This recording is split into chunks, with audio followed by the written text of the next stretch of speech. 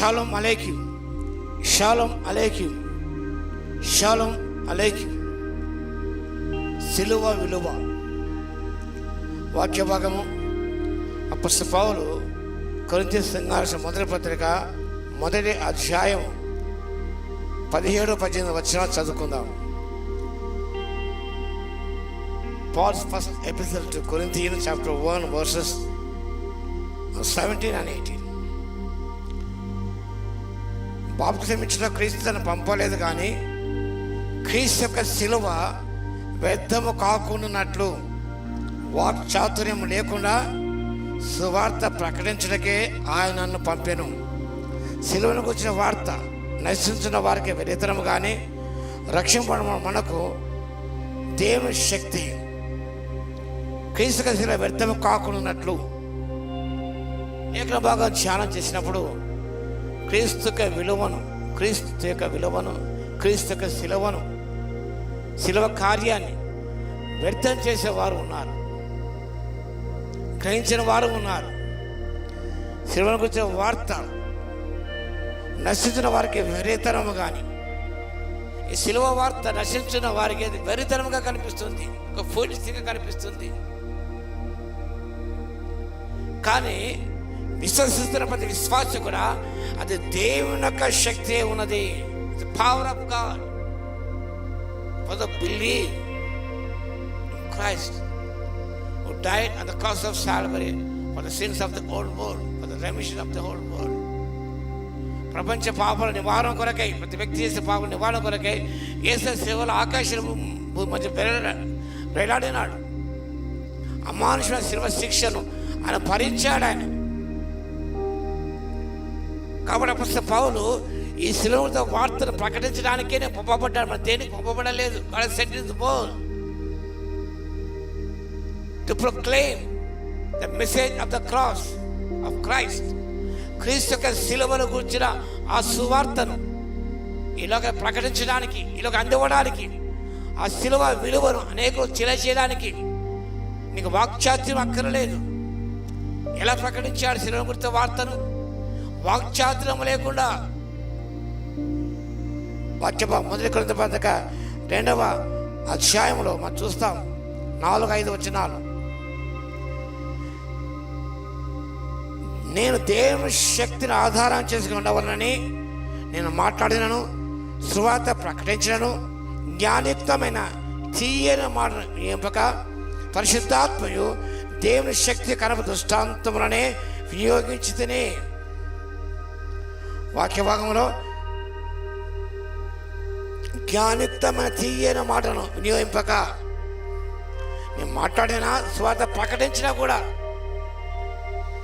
జ్ఞానయుక్తం తీయని మాటలు, వాక్చాతుర్యం ఇవి కాదు. మన వాక్చాతుర్యం, మన వాగ్దాడి అనేది ఎవరు రక్షించలేదు. ఏ పాపని తన పాపని ఒప్పింప చేయలేదు. మన మాట శక్తిహీనమనేవి. కాబట్టి వాక్చాతుర్యంతో కాకుండా, జ్ఞానంతో కాకుండా, వాక్యం దేవుని యొక్క శక్తి ఆధారం చేసుకొని, అనగా పరిశుద్ధాత్మ శక్తి ఆధారం చేసుకొని ఆయన శిలువ గురించిన వార్తను ప్రకటించినాడు. ఈ శిలువ గురించిన వార్త, శిలువ విలువను నువ్వు ప్రకటించాలంటే ఈ need the power of God. దేవుని యొక్క శక్తి అవసరం. To proclaim the message of the cross of Christ.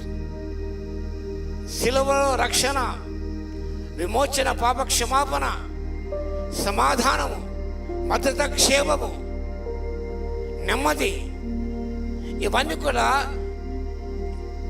యేసు యొక్క శిలువలో ఉన్నవి. శిలువ వేలాడబడినప్పుడు ఒక దొంగ రక్షించబడ్డాడు. శిలువ వేలాడబడినప్పుడు పాప క్షమాపణ ప్రభు ప్రొనౌన్స్ చేశాడు. శిలువలో వేలాడుతూ ఆయన తల్లిని ఆదరించినాడు.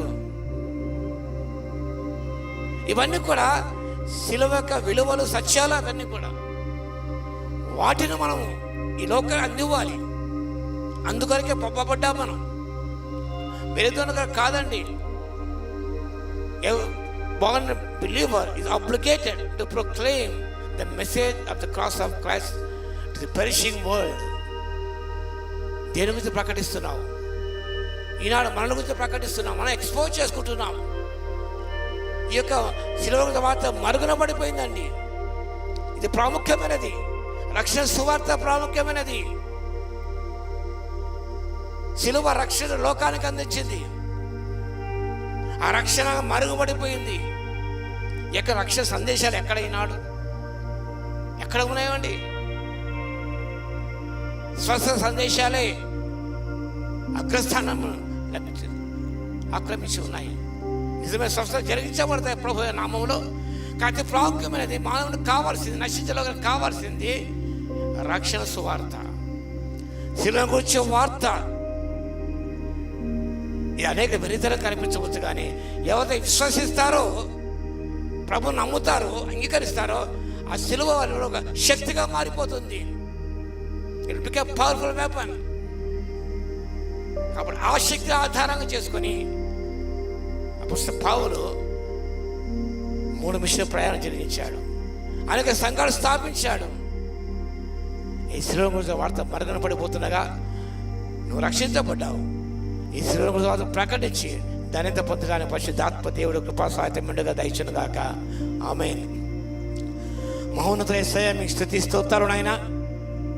శిలువ వార్త, రక్షణ సువార్త మరుగున పడిన తండ్రి, జ్ఞానయుక్తంగా తీయని మాటతో అందించక మీ శక్తిని పొందుకొని మా తండ్రి నశించే లోకానికి శిలువ గురించి వార్తను, రక్షణ సువార్త అందించిన అనేక ఆత్మను సంబంధించేవారు ఉండకు మా శక్తిని దయచేసి జ్ఞాపనం చేస్తూ వాక్యం ప్రతి దర్శించి దాన్ని ఒక తీర్మానం చేసుకొని ఈ శిలువ ఎందుకు తప్ప దేని హర్షించకుండా ప్రభా మేము గురించి ప్రకటించే కృపను ఇవ్వగలందుకు మీకు స్తుతి స్తోత్రాలు చెల్లించుకుంటూ యేసయ్య నామమున ప్రార్థించి వేడుకొచ్చున్నాము తండ్రి. ఆమేన్. మన తండ్రి అయిన దేవుని యొక్క ప్రేమయు, మన ప్రభువును రక్షకుడైన యేసుక్రీస్తు యొక్క కృపయు, పరిశుద్ధాత్మ యొక్క అన్యోన్య సహవాసం మనందరి సదాకాలం తోడే ఉండును గాక. ఆమేన్.